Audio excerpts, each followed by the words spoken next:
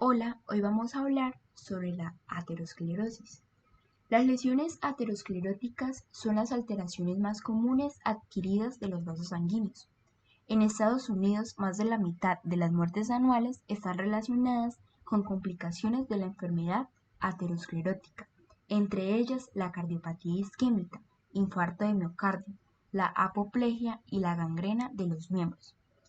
Dichas lesiones se desarrollan principalmente en la túnica íntima de las arterias elásticas grandes después de una lesión endotelial, lo que conduce a la disfusión endotelial.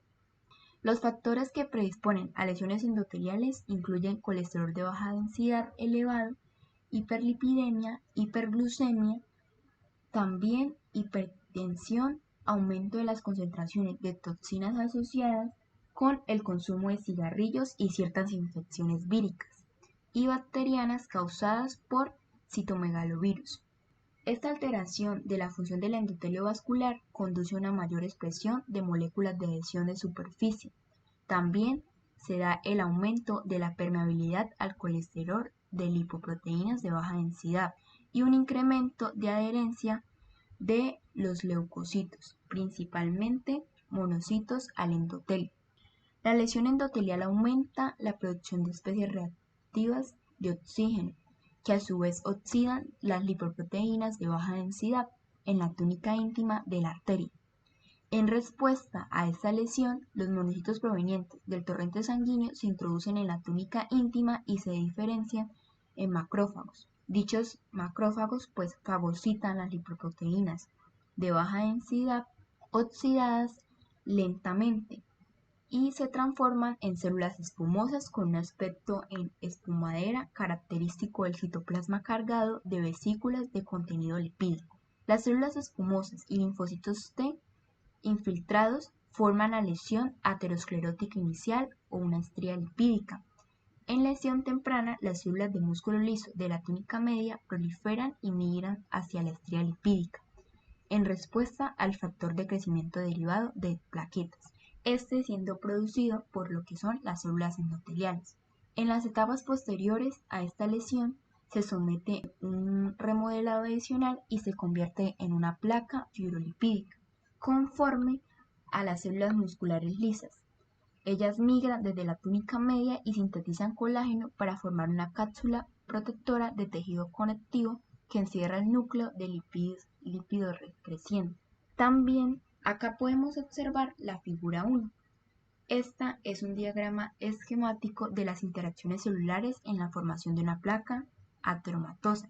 Podemos encontrar los monocitos, los macrófagos, la luz, las células de adhesión, la ruptura de la placa o agregación de plaquetas, la apoptosis de células musculares lisas, el centro lipídico. También podemos ver las hendiduras de colesterol, la membrana elástica interna, las células espumosas y las células musculares lisas.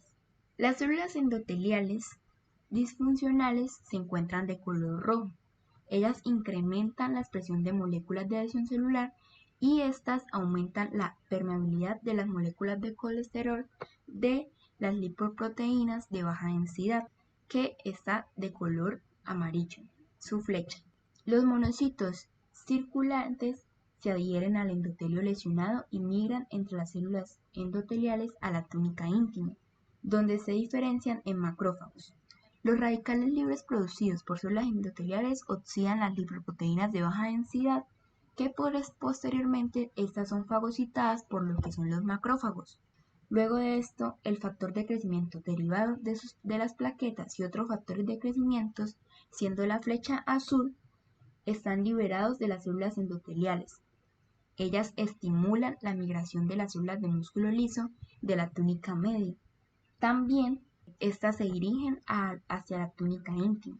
Las células espumosas derivadas de macrófagos y también las células de músculo liso acumulan las lipoproteínas de baja densidad intracelular, mientras que el colesterol se deposita en los cristales dentro del centro necrótico. En la túnica íntima, las células de músculo liso producen grandes cantidades de matriz extracelular que aumentan aún más el espesor de la túnica íntima. La figura 2 es un diagrama de corte de una arteria. podemos encontrar el desgarramiento de una pared arterial, el macrófago, los depósitos de colesterol, el glóbulo rojo o eritrocito, la célula del macrófago o la espuma y los depósitos de grasa. La figura 3 es una fotomicrografía de ateroma y trombosis de una arteria coronaria. Esta se encuentra en un corte transversal de una arteria coronaria y esta pues irriga el área del músculo muerto mostrado. También podemos observar que la luz se ha reducido y pues se ha reducido en una forma en que su diámetro se ve una consecuencia en un engrosamiento en su capa íntima por el arteroma. La media y la adventicia son normales. El engrosamiento y la irregularidad de la íntima ha dado paso a la formación de un trombo, siendo así que ha bloqueado la luz del vaso. La figura 4 es una fotomicrografía de una lesión ateromatosa. Podemos encontrar la figura A y la figura B. En la figura A, esta muestra proviene de una aorta humana y se ha teñido con la técnica tricómica de Mason. La lesión, que recibe el nombre de una placa fibrosa, consiste en las fibras de tejido conectivo, células de músculo liso, macrófagos, y estas contienen grasa, siendo unas células escumosas y también un material necrótico. Ocupa el sitio de la túnica íntima, cuyo espesor ha aumentado mucho, su túnica media y su túnica adventicia. Esta figura se encuentra con un aumento de 40x. La figura B está un aumento mayor de la región incluida del recuadro de la A.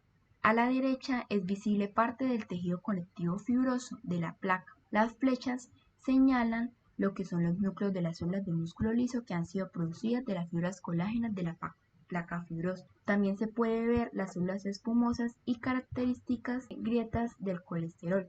Estas últimas son los espacios ocupados anteriormente por cristales de colesterol que se han disuelto durante la preparación de la muestra. El resto de la placa consiste en un material necrótico y lípidos. Se encuentra con un aumento de 240x.